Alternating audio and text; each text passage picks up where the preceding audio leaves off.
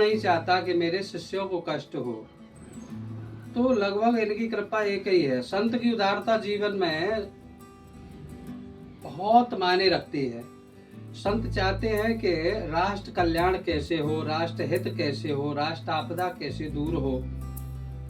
तो एक बार एक राजा को जो है गंगा के किनारे लाया गया और उसको चिता में जला दिया गया। गंगा के तट की बात है। तो वहां का नियम था उस शहर का कि राजा को 5 साल के लिए राजा नियुक्त करते थे और राजा को फिर जिंदा ही शमशान में जलाते थे। तो लौटते वक्त जो भी दिखता, संत हो कोई भी मनुष्य हो, उसको पकड़ करके राजा बना लेते थे। वहां का नियम ही था। अब एक बार क्या हुआ, दैवयोग से श्रीमन नारायण नारायण करते हुए एक संत मिल गए, बड़े उदार भाव से, शांत स्वभाव से। और संत तो होते ही बड़े निर्मल स्वभाव वाले हैं। संत हृदय नवनीत समाना। तो संतों का हृदय बड़ा नवनीत होता है, कोमल होता है, मक्खन के समान होता है।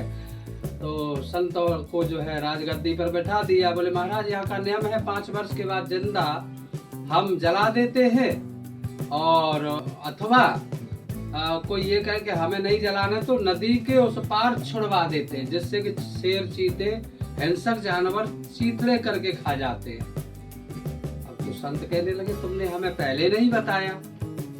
अब हुआ क्या, संत बड़े अच्छे से राजकाज करने लगे। अब संत ने जो है विचार किया कि क्या करना चाहिए। संत राजा बन गए। संत ने घोषणा करी, सभी मंत्रिमंडल को बुलाया।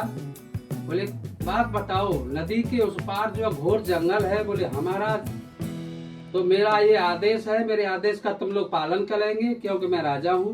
बोले जी महाराज हुक्म करें प्रभु। बोले नदी के पार जो गंगा के पार जितना जंगल है सबको कटवाया जाए। लगी सेना तो पूरा जंगल साफ हो गया। अब साफ करते वक्त में क्या हुआ, जितने हिंसक जानवर निकले, बोले जो ज्यादा हिंसक हैं, जो मनुष्यों को खा जाते हैं, अन्य जीवों को खा जाते हैं, उनको मार दिया जाए। नालायक जो जानवर हैं उनको तो मार दिया जाए, और लायक जो जानवर हैं उनको चिड़ियाघर में बंद कर दिया जाए। ठीक वैसा ही हुआ। भैया बात क्या है, अब जो है संत जी ने कहा एक काम करो, नदी पे, गंगा नदी में बहुत बढ़िया एक सुंदर पुल का निर्माण कराया जाए। और संत राजा हैं, संत की आज्ञा का पालन हो रहा है। बहुत बड़ा पुल बनवाया गया।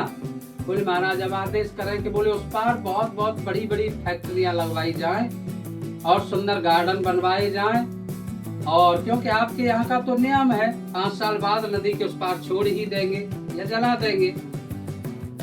तो संत जो हैं जंगल के निवासी रहते हैं या मंदिर के निवासी रहते हैं। मंदिर में भजन करना बड़ा अच्छा लगता है।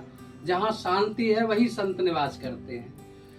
तो जो है बड़ी सुंदर फैक्ट्रियां हो गई, सबको रोजगार मिल गया। बोले महाराज अब क्या करना है। बोले नदी के उस पार एक बहुत सुंदर भगवान शिव का मंदिर बनाया जाए जिसकी ध्वजा लहराती रहे।